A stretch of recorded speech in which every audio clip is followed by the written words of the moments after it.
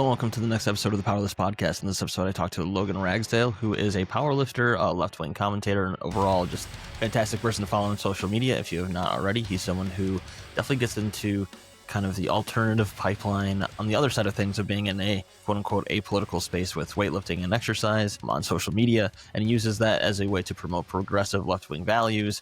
He's out of Alabama. We get into a lot of where some of his politics come from in a kind of very red conservative area and how people might miss the nuances there of different types of conservatism in different areas, and how there's still some class consciousness there that really added to his sort of radicalization into left-wing politics. We talk about that. We talk about the escalating violence that's going on within the country, or rather the rhetoric and comments after things like the Charlie Kirk death and murder and things of that nature. We talk about music. We talk about whether or not weightlifting makes you fascist, which is something we see articles from on a routine basis. And I have Logan react a little bit to a clip that I showed him from Hassan Piker and kind of his take on the whole weightlifting in relation to that of like what liberal pundits and op-eds will talk about as being a pipeline to the right wing, where that's wrong, where maybe there's a little bit of nuance there, and overall why there is such a proliferation of apolitical spaces being pipelined to the right. So we talk about that and a lot more. It was great to talk to Logan. First time we've really spoken, kind of talked to each other here and there on social media, but it was great to talk to him. A really insightful guy, and I hope to have him back on soon. Really appreciate that he took time out of his day to do this with me in the evening on a weekday, work week. So yeah, it should be a good one. I hope you guys really enjoy it. It's kind of a different one for us, but it's a fun one to do for sure. Before we get into the episode, make sure to follow the podcast on all social media at The Powerlifting Pod. Go to thepowerliftingpod.com where you can find all the latest episodes, find written pieces, find the links to the merch, find links to the Discord. I haven't put the link to the Patreon on there, I don't think, for some reason, but you can find that as well on Patreon, same handle at The Powerlifting Pod. If you want to be on the show, email me at thepowerliftingpod@gmail.com. Whether you're an author, whether you're someone like Logan, who's in a different sort of space with a little bit of a public platform, if you're a musician, if you're a producer, if you're a political commentator, if you're a journalist, I've had them all on here, and I would like to have more on all sides of what I've done on this show over the past couple of years. And again, we've got some great episodes lined up coming up in the music vein, as well as talking a little bit more about politics. So yeah, really appreciate it if you check all those links out. That will be in the show notes below. And before we get into the episode, there's two things I'm going to plug today. As always, there is what I plug from The Cut, which is from The Cut, talking about how you can support Palestinians in Gaza as they face continued escalation of violence from the Israeli government, backed by the United States government and many other Western entities. We have seen that they have abducted many of the people trying to get aid into Gaza from the Freedom Flotillas.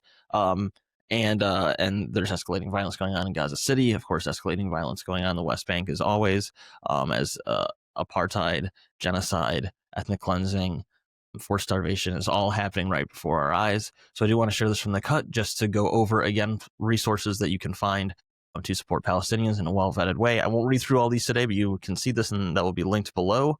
I also want to make sure that you can see here that we have Tool 5 calls, which I'll link below as well, which is a great way to find a protest near you, which is something we need to do more and more now to apply pressure as they continue to show rampant dehumanization and violence against Palestinians who are just trying to live their lives. So again, this will be linked below, along with ceasefiretoday.com, which is a good resource to find protests near you and things of that nature.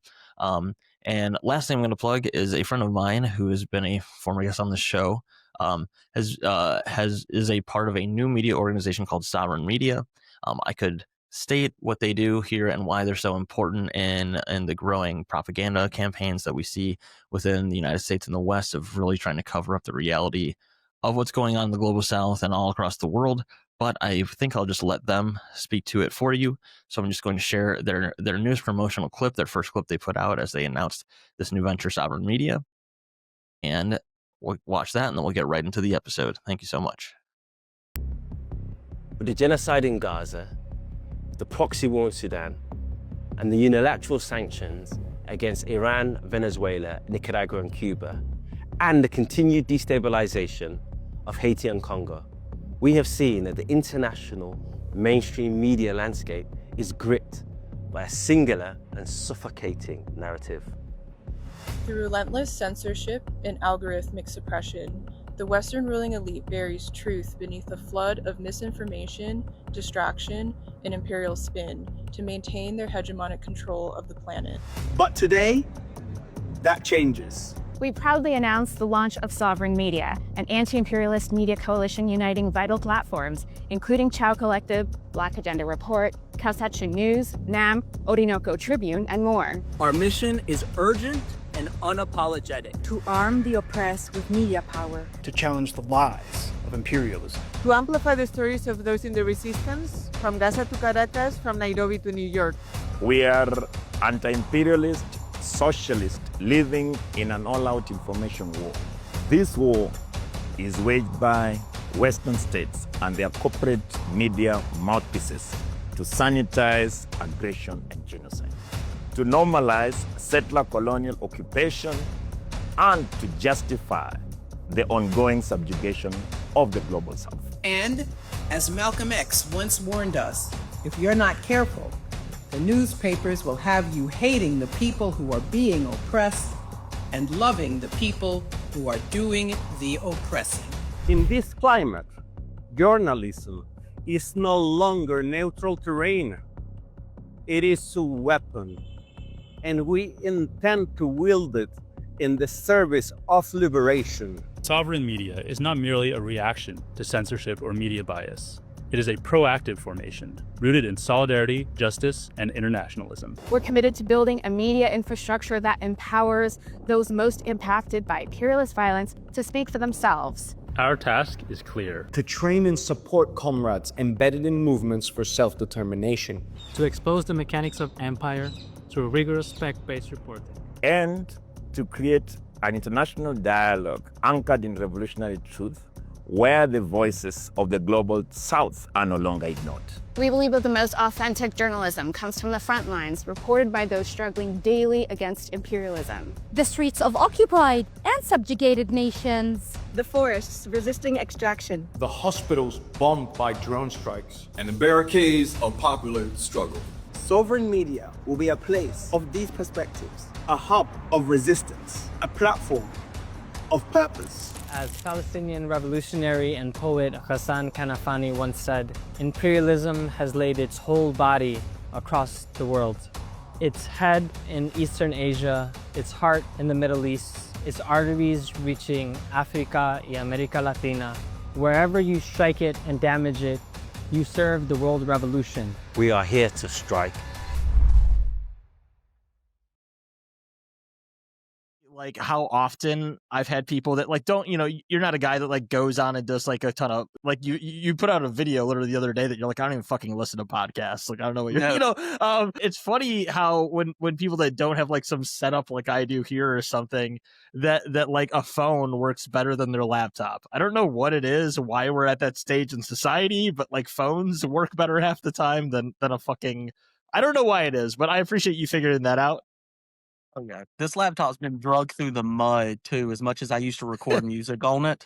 So, well, we'll get into that in just a second. I'm here with Logan Ragsdale for the next episode of the Powerless podcast, who I've met through social media here and there, and kind of became like what people call, I don't like using this term, but mutuals on the social media, right? On the social media, just sounded 10,000 years old there. But who I've seen you talk about a lot of like left wing politics, a lot of kind of what I would call like doing inadvertent left-wing commentary as a power lifter and like as someone that does a lot of like gym edits and things like that. Yes. Which is cool. I think there's a lot of value in that in today's sort of online culture where I would say that like most of the videos that I see more now than you'd think are like liberal or left, but for a long time it was very much the opposite of that was the norm, and I would say still overarchingly is. But we'll get into all that. I'm happy to have you on. We'll talk a little bit today about music. It sounds like you've recorded music in the past, so we'll get into all that kind of fun stuff, kind of where your politics came from as a leftist in Alabama, and kind of maybe some of, we could talk a little bit about where people, I was thinking about this today, kind of in a little bit of a conversation of like how people outside of glaringly red states kind of very much strawman the entire state for a very like reactionary way. So we'll get into all that and then kind of talk about some topics that I pulled up in reference to specifically like weightlifting and powerlifting culture when it comes to politics. Some which will be mostly just fun, but like I'd be interested to get your perspective. But first and foremost, how are you doing today, and how are things going? I'm doing good, man. I'm happy to be here. Thanks for having me on. I'm glad to get to talk about some of this stuff, and especially like we listen to a lot of the same music and we have a lot of same political beliefs. So this will probably be a really good conversation. Yeah, that's exactly what I thought. I was trying to think of like how to branch out the show a little bit the other day of like, I talk to a lot of bands and like sometimes it'll go into politics, sometimes it won't. Occasionally get on some of my friends that are, journalists or bigger podcasters or whatever, but it's like I want to delve out more than that. And you're the first person I thought of to message to kind of get the ball rolling with all that. So yeah, really happy to have you on. First and foremost, I like to kind of have a little bit of an icebreaker about kind of letting me know about what you've been listening to a lot lately. I know I've seen you share stuff like Stray from the Path. I've seen you, which is like the hat I'm wearing right now, inadvertently. Yes. I've seen you share a lot of great metal bands and different music. What have you been listening to a lot lately? Your Spotify on repeat or equivalent of? So yeah, right now I've been listening to The World is a Beautiful Place and I'm No Longer Ready to Die. Their new album is so good and it's very political in a lot of the songs too. So I really appreciate that. Clips just came back with a great hip hop album after being gone for 16 years. So that's refreshing. Silverstein dropped 2 albums. I'm a huge Silverstein fan, been a fan since I can remember.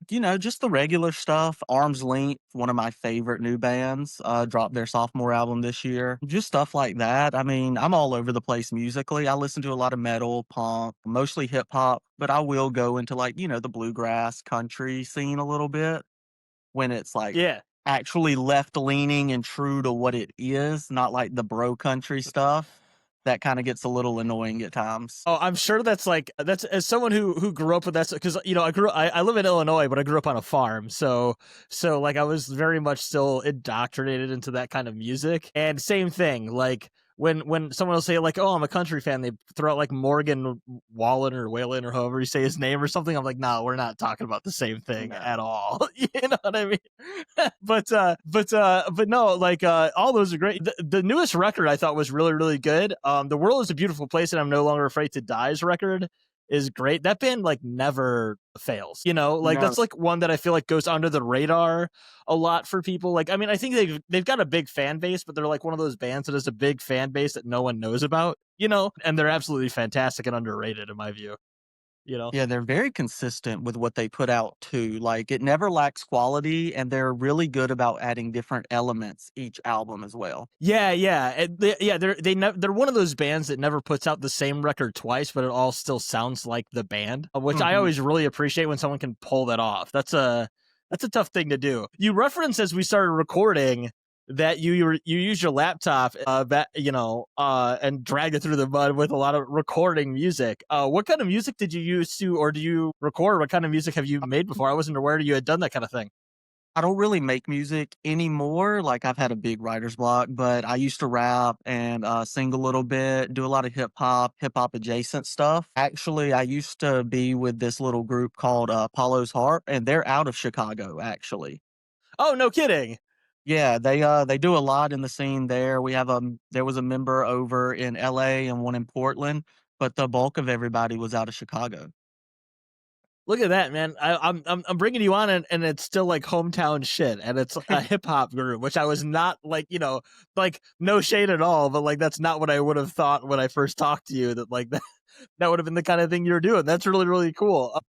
You got to get back into it, man. There's a lot to say now, you got to get back into the swing of things, I agree. I just got to find like a groove and write. I just have so much going on too, like between work, trying to post on social media, my powerlifting training, and I coach a couple people for powerlifting too. It's a very hectic schedule. Yeah, I can only imagine. I say that and like I'm like, I've got my guitars and stuff back here. You probably can't see too well, but I do the same kind of thing, and yet like I've written like 2 songs in 4 years. I mean, so I'm right there with you. It's hard to do that kind of thing when life hits you, But no, I mean, again, all those are great albums. You didn't say the new Stray album though, so I do have to dock you a little bit for not referencing Clockwork, So I didn't get into Stray until last year. Oh, really? I really do like their stuff, but I haven't deep dived enough to really like put them in the conversations yet because I really want to get through their discography before I start like mentioning them in conversations. But Yeah. this last album was really good. Even one of my other friends who's really into hip hop, I sent it to him and he's not a huge like metal or anything fan. And the album really resonated with him as well. Well, they've got a lot of like, a lot of news websites would always often refer to them as like rapcore, which I think was actually like pretty.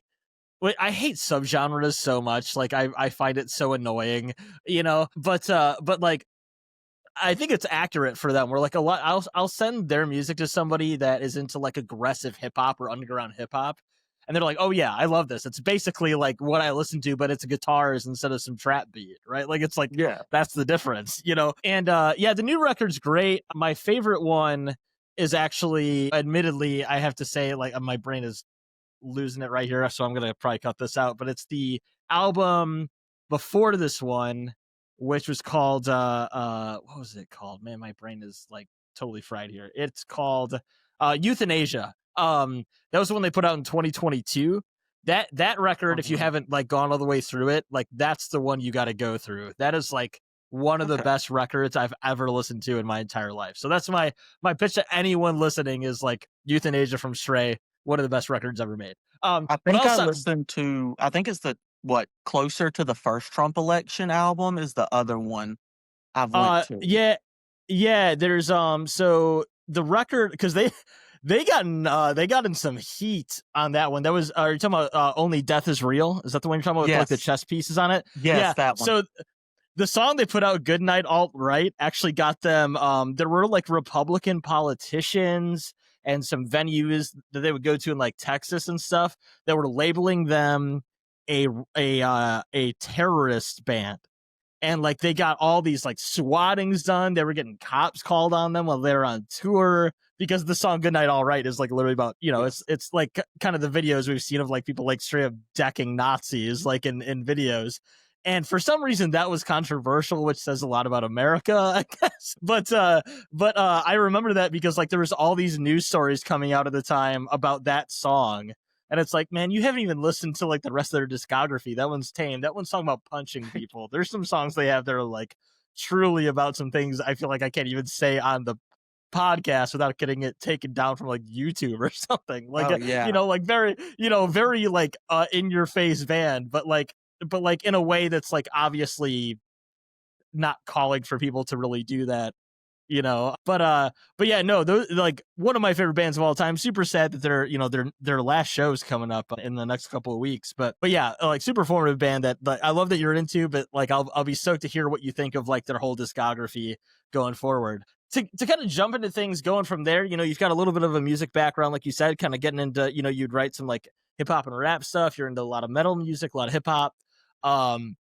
Where did kind of are you from Alabama, like originally? Is that where you've kind of lived your whole life? Yeah, I haven't lived anywhere except for Alabama and Georgia my whole life. I grew up elementary through high school, Alabama, right outside of Auburn, so right near the college. I went to college for 2-3 years in Georgia and then moved back to Auburn for work. So I've basically been here my whole life. So I'm interested because, again, I'm not somebody that like, I'm not someone that like, again, strawmans where people are from. I think actually sometimes I talk to people from deep South states that are left leaning and they have a lot more class consciousness than they do like sort of the partisan electoral liberalism that I've grown up around in Illinois, despite growing up in like a very conservative area of Illinois. Where did kind of like those sorts of politics come in for you? Was it more like working class type stuff? Was it lived experience?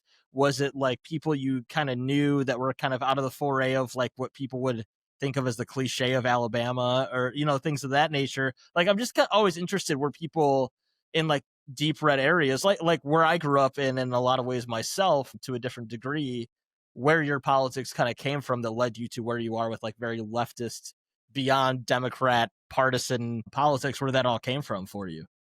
So, yeah, I mean, it's really a mix of all of it. Like growing up, my dad is an electrician, so blue collar worker. My mom is a teacher. She's been a teacher for 27 years at this point. And just out of that, I grew up in relatively like my younger years, I grew up in a very predominantly Black neighborhood.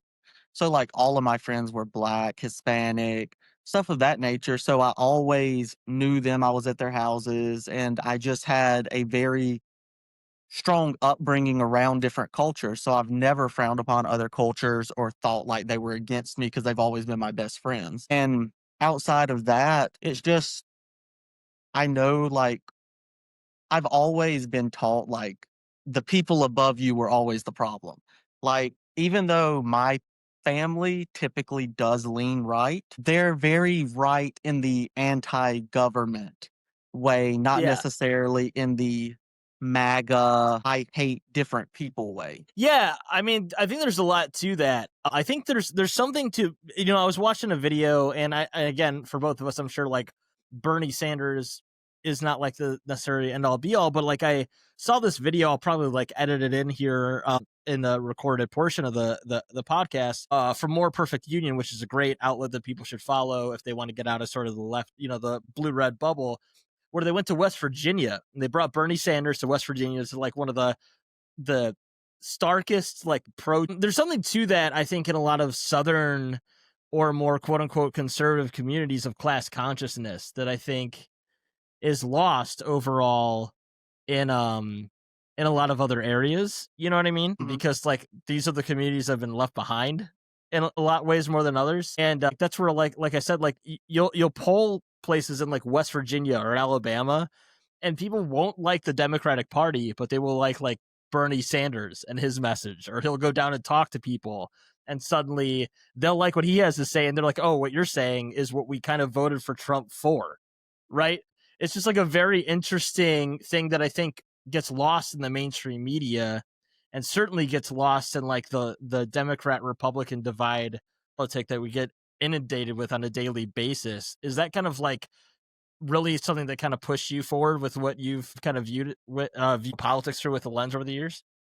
Yeah, and I think a lot of that, like you reference, like people agreeing with what Bernie says to an extent, even if they're like Republican. I think it's because he's good about not using like those buzzwords you hear a lot of the right wing talking points use. So he explains it in ways without using those words to really get it through to you that it's the better option and it's something you actually agree with. It's something you've believed majority of your life. You're just having it explained to you in a different way. And that's like a lot of the Republican side. They'll feed into those false hopes, even though they have no intention of doing it. They just know how to sell you a dream. Yeah, they're very good at playing on people's fears, right? The Democratic Party will give you means tested things of some tech bullshit or whatever, like, talking about Silicon Valley type stuff, or talking about means tested tax incentives and all these sorts of like very just mealy-mouthed bullshit that no one outside of Washington, D.C. even understands what's being talked about. But the right will talk about real things that are really affecting people, but what they'll do is they'll turn it and go, that person's why, right? Like, don't look at me, I've got $5 billion. Don't look at me, I've got, it's your neighbor down the street that might not have the right documentation papers, right? It's the other person you see down the street that's like not gender conforming. It's this person or that person. And it's effective, right? And like historically, that's how kind of fascist type stuff does well, is like they correctly point out problems, but then they point out the worst pseudo solutions, right? Yep. Like, They're do gonna you point the find fingers. do you yeah, exactly. Do you find that like, is that, as you're, I know you said you're like, I know you're in the heart of Alabama and you're Auburn. What's overall consensus you notice? You're a power lifter, you're kind of out day to day with your work, whatever. Do you feel that people kind of like buy into that? Does it feel like your community in general is like full-throatedly into this movement? Is it more nuanced than that? Just kind of speak to that a little bit. Unfortunately, I would say a lot of at least the younger guys in town, especially because I live right down the street from Auburn University campus. I live by the frat houses. Like, these young guys are gung-ho MAGA. If you're not MAGA, you suck. We hate you. Like, It's all that stuff. But as far as like when I go to work, I work at Home Depot. So I work around blue collar people all the time. It's a lot more nuanced from people my age and a little older because I'll be 30 here soon. So I will say I am separated from the younger college kids at this point. So like 30 and up, it's always like a difference. I would see contractors talking about, we had ice raids about 2 months ago, shut down quite a few of our Mexican restaurants. They had a warrant for a guy who was using misused COVID funds. That's all the warrant was for. And then the state of Alabama still sent in ICE and abducted like 40 something people. And you would hear like a lot of the contractors coming in saying, this is bullshit. Those were good people. They were good workers. Who cares if they did something to get here illegally? And he's like, yeah, it's illegal, but they shouldn't be treated the way they have been treated for crossing the border illegally.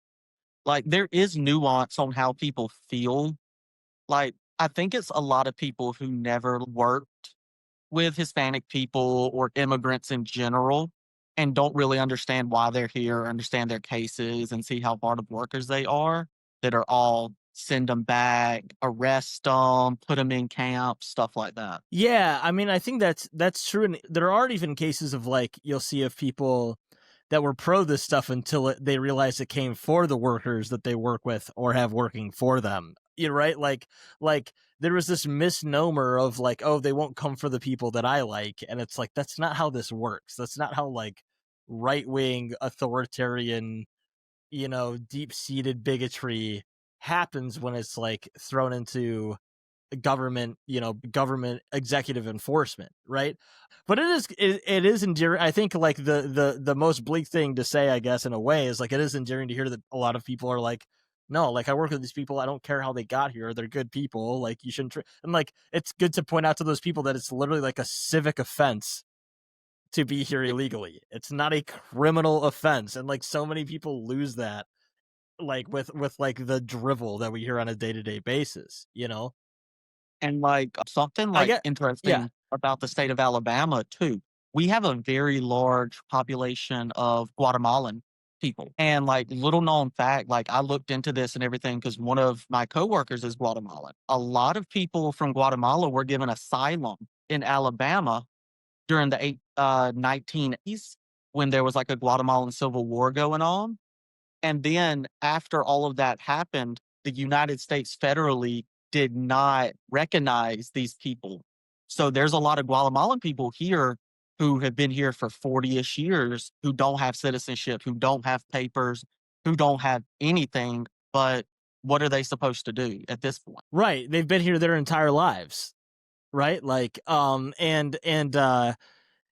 it really does go to show that like the system's broken. So if you're mad about it, you should be mad at the system, not at these people that are here for various reasons. It's at the same time, it's like at certain points when we wanted the socialist like government of Cuba to be vilified, we brought in a ton of people from there and we're just like, you're all legal, it's all fine. So like it's very piecemealed on who was instantly made legal and who was not, based on like politics of the time, right? And it's like, so why does that affect the person 40 years later that our government had some sort of like foreign policy issue, and then here we are, and like that has nothing to do with them? Like you said with like I read about that too. It's like that's insane. That's insane that these people were brought here, told that they would basically be allowed here, and then they're like, actually no, we're not gonna give you citizenship, even though they were like trying to do it the correct way. Mm-hmm. Like it's just wild. And so we're in this point now where we're gonna blame like Guatemalan immigrants that have been here for literally like decades, or we're gonna blame somebody that was trying to get here, and yet our immigration system's so broken that it's like, fuck it, I'm gonna cross the border the best way I can, and as a civical offense, and yet that's the reason why someone can't afford a home. That's why you can't afford your groceries. Like, I don't understand. Like, I do understand how people get pulled into that, but it's very bleak that that's how so many people, whether you're in Illinois or you're in Alabama, like that's how so many people view the real reality of like deteriorating conditions, And I want to bring up a point. Like, I know people on the right who are always like, well, I don't care that they're here illegally, but they're still being exploited by everybody else. The Democrats just want them here to work for cheaper. And like, I agree with that too. Like, I tell them, I'm like, it's still a problem from both sides. Like, they shouldn't have to work so hard to come here illegally. They shouldn't be villainized for being here illegally. And also, businesses should not exploit them for lower wages because they know they can. Like, two things can be wrong at the same time. Right, absolutely. I know, like it is one of those things that's like yes and. You know what I mean? It's very simple. It's like you should treat these people as human beings and they shouldn't be exploited.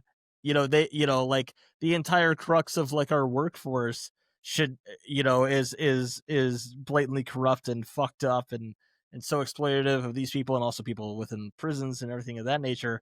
That doesn't mean you put it on the people that are being exploited. You put it on those who are exploiting them, right? It's like in was it Georgia, I think a year or two ago, where there was like this mass under the Biden administration, there was this mass like a raid where they found that like they were literally using illegal slave labor, like they were bringing people over through illegal means and then just like not giving them basically like throwing them like 30 people in a trailer, people getting sexually assaulted, people not getting food and everything in between. And it's like, that's not on the people trying to get here, man. That's on like the massive farm and corporation that was doing that. Like we're focused on such the wrong things. And I guess like, you've brought it up a little bit here, but like, where like you talked about you came from a family that's sort of like what I would call class conscious Southern Republicans, I guess, right? And you have this sort of lived experience. Is that solely where all of this comes from, or was there any flashpoints that like really brought you to like where you were unequivocally like progressive left of the Democrat type deal? Like there is a lot of people that would come from that scenario like yourself that would not get to where you are, I guess. You know what I'm saying? Yeah, I think it's a lot too, just like music I've been influenced by, like growing up on Green Day. And I mean, even though they're failing us right now, Rise Against. Yep. So a lot of that just kind of made me look more into things. I was a really big history nerd growing up. And like even the stuff they taught us in school, I never really took it to heart. So I would always research more on it and then just kind of expand my worldview. I have some friends I played soccer with growing up who are from the Middle East, and like they just debunked all the propaganda, you're fed from the right wing machine, especially in Alabama. Like that's all the news you're getting unless you're looking for other stuff. Yeah, I mean that makes a lot of sense. So basically you came from it from like a maybe some part of your personality, a little bit of like a cynical mind to begin with. And then you're just like lived experience a little bit makes things a little more, what am I looking for? A little more open for you, right? Like that's great that you got there. I'm just saying like, I say all that because like, again, I grew up in a conservative area. I grew up with very like evangelical Christian beliefs. And it took like just meeting the right people in college for me to change that for myself. Right. So I can only imagine, and that's in like what people view as a blue state, right? Like, so I can, I can only imagine how it is, again, not to be the cliche, but like in Alabama, how much more difficult that would be to kind of get those avenues, right? But to go from there, I want to get specific a little bit into what you do a little bit with your presence on social media and online, where you've kind of built up a little bit of a platform for yourself as someone who is primarily doing like powerlifting type stuff, but you're also using that to promote like left-wing values, to promote progressive values, to promote, dare I say, anti-capitalist or socialist values in a lot of ways. Where did that start from for you? Why did you start doing that? And what's the reaction been overall with that when you've done it? Honestly, it just came from like, I go to a gym here and a lot of the people are very right leaning. And I would just hear like conversations throughout the gym that would just make my skin crawl from one thing or another, from like hating poor people to talking bad about immigrants to misogyny, sexual assault, like jokes here and there. And I just wanted to start posting. I would even notice like on social media, like posting lifting videos with no captions or anything. Some of the comments would be like a lot right-leaning stuff or like incel takes and whatnot. And I guess it's just because, unfortunately, the right has a chokehold as far as like masculinity goes in social media, unfortunately. So it's just hard to combat. So I figured if I would put my lifting videos with some more class conscious or more like left leaning ideas, maybe it would attract some of the younger people looking at them and be like, oh, yeah, I can lift weights and not kind of drift to the right to fit in. Yeah, that makes a lot of sense, and like that's something I've been interested in. I know you've specifically said you don't listen to a lot of podcasts, probably why you're at where you're at.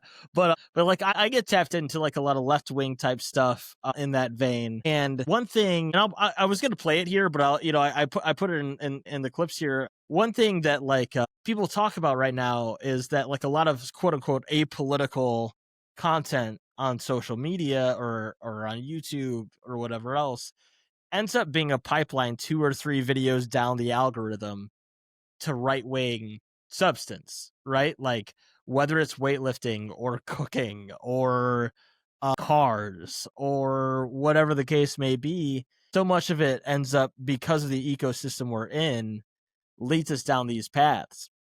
And so I think it's interesting that you kind of like took that and just kind of ran with it from where you're at in real life, right? Because I think it is for like we see these. I wanted to get your take on this a little bit as a little bit of a joke, but it is somewhat true, but it's not totally true. Of like these articles, I think I shared in the kind of Google Doc that I had shared over, articles from The Guardian, from Vice, from Time Magazine, from all these different ones over and over again that would talk about, and I'll throw some like screen grabs on the screen as we talk here on the edited portion, of like how weightlifting makes people fascists, how weightlifting makes people right wing and exercising. And while you just brought up, you heard these things in the gym, what's your response to that? To these, there's like always, there's these articles. It's like once a year or once a year and a half, some big outlet will have an op-ed about how weightlifting equals people becoming fascists. What's your response to that, and what are your thoughts on that? I don't like understand it at all. Like from just a lifting standpoint, like nothing about being in the gym makes me think I'm better than anybody. And I think that's where a lot of it stems from. Like a lot of people get into the gym because they feel weak or they feel less than other people. And that's kind of how the right feeds off of their insecurities to get them where they want them to be in that mindset. But I just don't see the correlation ever. Because to me, like, yes, I enjoy lifting weights. I enjoy being strong, but I don't necessarily just do it for that reason. Like, I'm in the gym, like, I want to have an able body. Because to me, like, all the things that they claim are apolitical in hobby that lead people down the right wing pipeline are not apolitical. Politics plays a part in everything. Everything is inherently political. Why don't you have access to a gym? Politics. Why can't you go run or jog at night to stay in better shape? Well, maybe politics is the reason you live in a bad neighborhood and you don't feel safe to go out and run at night. Stuff like that that people don't really think about and then brush it to the side and say it's not that deep is kind of how that direction started being forged. Yeah, I mean, I think it's like with everything, right? Like I think it's that, and also reactionary politics are an extremely easy grift, right? Like someone to be a left-wing person, you have to fight off, like you were talking about growing up, you have to be cynical, you have to be sort of like skeptical on everything, you have to look into things yourself, you have to read, you have to kind of look at other perspectives from other people around the world, all these different things. To be a right-wing person that just kind of goes, fuck these people, they're lazy or whatever, doesn't take very much. Yeah. Right? It's extremely easy to grift to the right. That was kind of the clip that I had that I'll splice in here. I won't play it here, that I was maybe intending from a different podcast where Joshua Citarella, who's a great person. I know you're not a big podcast person, but if you're into it, you should check out this podcast, Doom Scroll, where he brings on a lot of like mostly left-wing pundits and kind of talks to them about why the world is the way it is, why like the internet culture is so much influencing real life culture now more than ever, when it didn't used to. It used to be very separate things, and it was on lifting a little bit, and it was just talking about how easy it is to grift to the right, whether you're a video game Twitch streamer, whether you're a weightlifter, whether you're a baker, whether whether you're into like wellness, how this can all really deviate to the right on like a very, very swift and easy and surface level basis that can get you a lot of following and a lot of influence very quickly, because people hear what they want to hear.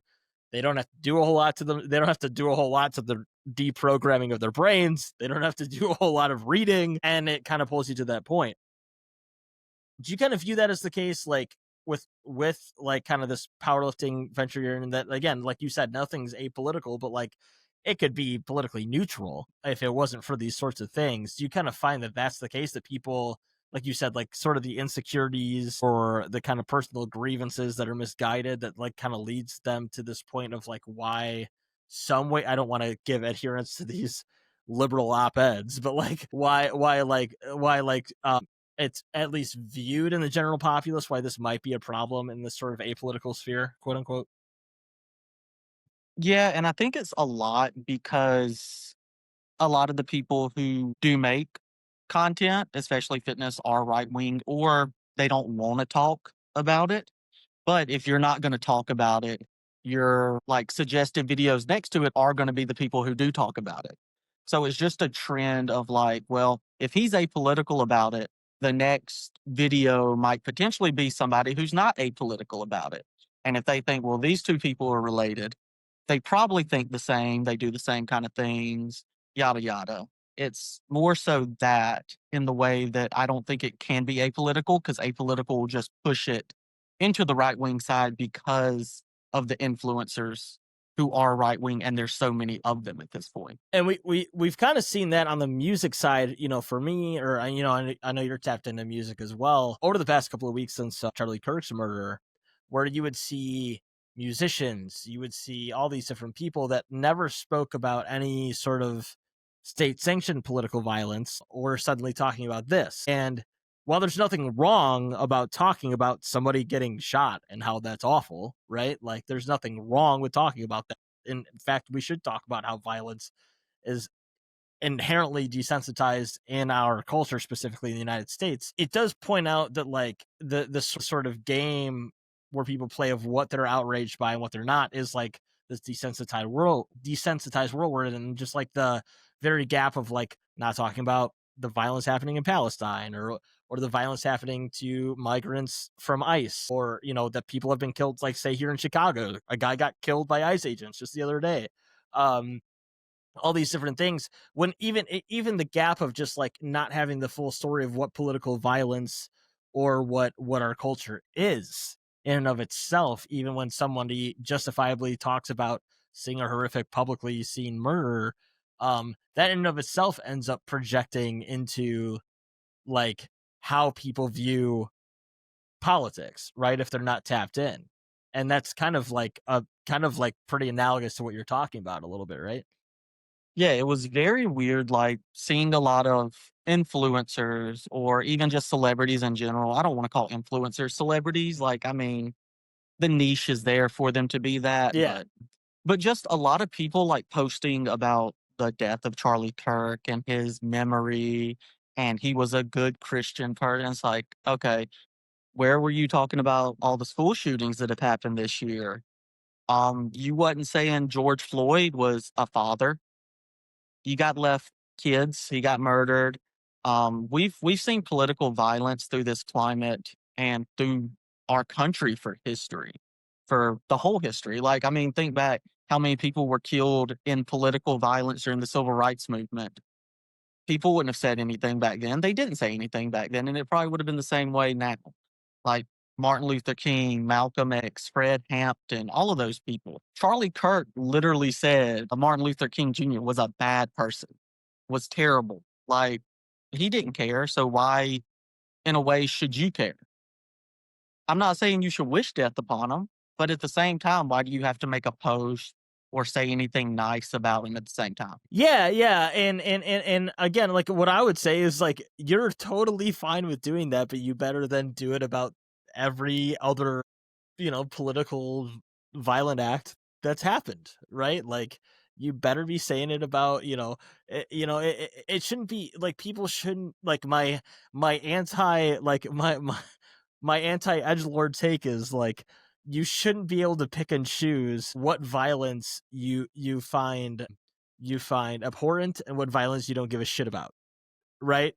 And it was very clear that people were trying to do that to the nth degree in this situation, but also they overplayed their hand so much that like we're a couple weeks out and like people want to move on from it because like it was so obviously used to politically galvanize things, from like attacking political enemies to literally, like, I don't know if you saw, there's some articles coming out about like an executive order where they're now like trying to label people that are anti-American or anti-capitalist as like domestic terrorists, everything in between. And it's like, people don't want that. I'm sorry, you can't just like keep using emotional trauma for people, whatever you want to call it, to then make everybody's life like a surveillance state hell more than it already is, right? Like, I think it's like being so cynically weaponized that people like as someone that was not a fan of the man at all, as someone that was like so blown away at like the way people were whitewashing all of his shit and everything else, I was like, you're literally like dancing on this man's grave to do your political agenda. Like, it was like so bizarre to me, you know what I mean? But that's like the world we live in, I guess, you know, or the country we live in at the very least, you know. And it's also like, I had somebody, I would assume it was somebody I know. Somebody called HR from my job because when Charlie Kirk got shot and died, I posted one of those memes of the half-face Charlie Kirk and the half-face XX Tentacion and said, "Rip Bozo." And somebody called my HR about it, which I didn't get in trouble or anything. Home Depot, even though we donate to the Republican Party, unfortunately, we're pretty good about like out of work conduct. Like, as long as you're not doing anything with a Home Depot apron on or anything like They don't that, give a they shit. do not care. And it's like, in that same vein, it's also like you saw so many people getting people fired for their comments about Charlie Kirk's death. And I could see so many Republicans talking about, we have a freedom of speech, but not a freedom from those consequences. And I'm like, yeah, and Charlie got his consequences. Like, you're making a debate that, okay, we can agree on. I mean, his consequences were worse than me losing my job, but their consequences all the same. Well, yeah, and the thing is, those people were completely on the other side of freedom of speech when it came to other people getting quote unquote canceled for, you know, like for their right-wing beliefs years back, for saying horrific things about, like you said, like George Floyd or whatever the case may be. When like those people were not getting like a website, a doxing website put on them, which the only silver lining of that was that all those people that were like doxing those people got all of their information leaked, which I was so sad about. I was really struck for those people's privacy. You know, I think all of it comes down to like, people can make little jokes, but at the end of the day, it's more about like showing the hypocrisy of all of these people on all those fronts, right? Like, no one wants to see someone fucking murdered. No one wants to see increased political violence go on in this, because we know most of the time that it happens to marginalized people disproportionately. Like, we've seen how many kids get killed since that time, or whatever the case may be. But it's just like the selective outrage that like makes everybody so cynical about like anything getting done, because nothing will ever get done. Right? Like, it's just like a moot point at this point. Moot point, I guess I mean to say at this point. Yeah, absolutely. Like, I remember, what was it, the day or two after the Charlie Kirk stuff, there were threats being called into HBCUs. Even after the shooter had been identified as a white man, they were still targeting minorities and marginalized communities.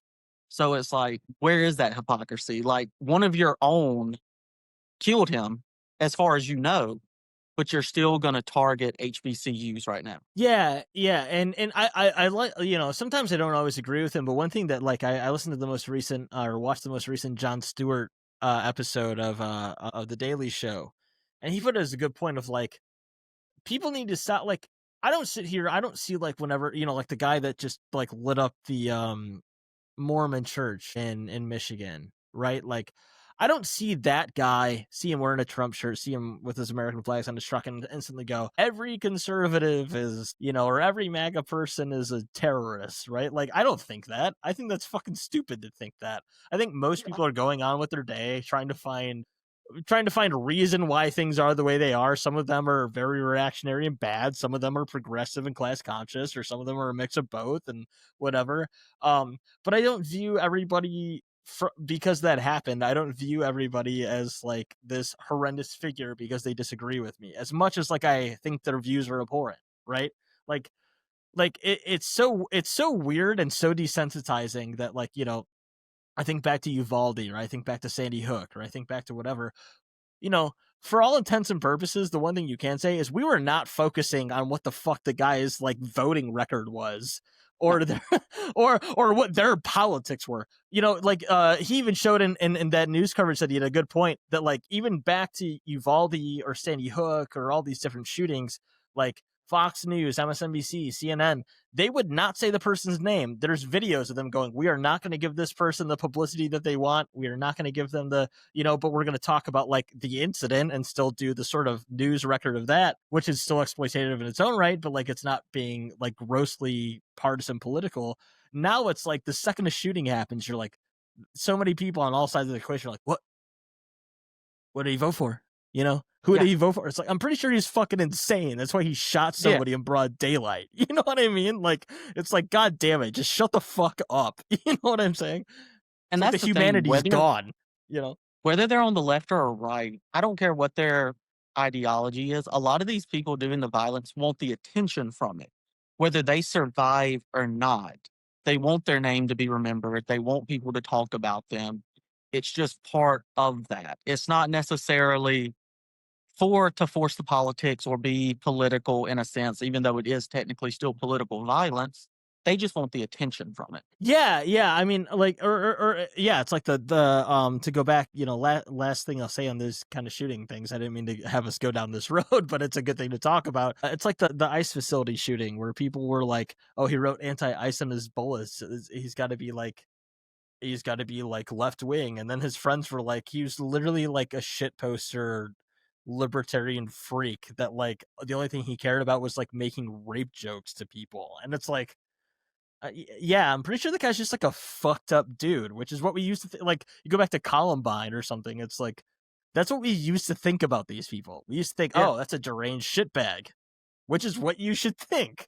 You know what I mean? And it's like, yet we've gotten, like, I never thought as I'm in my early 30s, about to be mid 30s, but like, I never thought we would get to the point after all these, and I work in schools, like I'm a teacher. So like this stuff is like very personal to me. Right. Like, and like what blows me away is when people are like instantly like talking about partisan politics on this shit. It's like, no, you should talk about the degradation of our fucking society. That's what you should be talking about, What led him to where he is to do this? Like, what in his background would have pushed him here? Like, talk about the things that are actually important. Why were the gun laws so loose that he just walked in and got a gun when we clearly know he's not okay in the head? Yeah, like that's the bottom line. That's the bottom line. But I do want to leave this out on a little bit of a light. I appreciate you going over this with me because I think all this stuff is important. I appreciate your time on all this. We'll see with like our internet connection if this will work, but I do want to show you, in case you didn't see it, I do have a very important clip to what we were talking about yesterday. What we were talking about earlier, concerning kind of apolitical, or like in this case specifically weightlifting, from one of the most progressive, popular commentators in the world, Hassan Piker. I do want to share this a little bit in this video. We could talk about it, and then we'll kind of wrap things up, and I'll let you pick a song to play at the end here. But I'm going to see if this will work for us. We're going to watch this, and I want to get your reaction. Did lifting weights turn you into a fascist? Yes. No, it doesn't. It doesn't turn you into a fascist, but it does make you gay. What? Like, miring as a concept is like the gayest shit. And also, if you work out hard enough, you are no longer invested in this for appealing to women. You just appeal to men. You are just trying to look a certain way that other men respond to positively. It has nothing to do with being attractive to women at all. That's That's why Sadly I have true. a Yeah. meme. I told Bradley Martin this personally. It's just the real person who's turning children gay is Bradley Martin because he owns a fucking gym. He's the one who's grooming children to be gay. Why has there been so many media stories about exercise turning people right wing? I think it's because like all the liberals that write those articles are weak and pasty and don't hit the fucking weights, and they're like trapped in their little bubble, so they think that I guess working out makes you right wing somehow. It's not. Have you seen a right winger? They're fat as fuck. I don't understand. Like when the average right winger is not exactly living a healthy lifestyle. I would go so far as to say the average liberal absolutely is. But again, it's marketing, it's branding. We just like only focus on branding, and the right is like pummeled that meme to death, basically, of the, this is how the libtards are. It's like, have you been? I mean, look outside in California. You will see people that are insanely healthy, insanely dialed in. But I guess they do exhibit a lot of fascist tendencies. So maybe working out does make you fascist. Like when it comes to their opinions on homeless people. All right, so I thought that'd be kind of fun to share at the end here. But what are your thoughts on that overall? Obviously, he's being facetious, but like, what are your thoughts on that overall? That kind of thought process. I agree with a lot of what he said. I do love the joke about going to the gym makes you gay because he's absolutely right. Like a lot of people who go to the gym, like especially like serious gym goers, we don't like care what women think of our bodies, or like it's just like we want to impress the other dudes. Like, okay, I'm bigger than you. My chest is bigger than you, bro. Like I'm stronger than you. Or it's like you see a dude out and you're like, damn, I can tell he lifts. His biceps are huge, or like his chest is about to rip through the shirt. It's stuff like that. Like he has an absolute point about the gym making you gayer. But I do agree also on the sense of like the liberals writing the op-eds about the gym making you a fascist. It is because a lot of people on the left don't go to the gym. Well, I don't want to say on the left because I don't really consider Democrats on the left, but they don't go to the Liberal gym. writers. Yeah.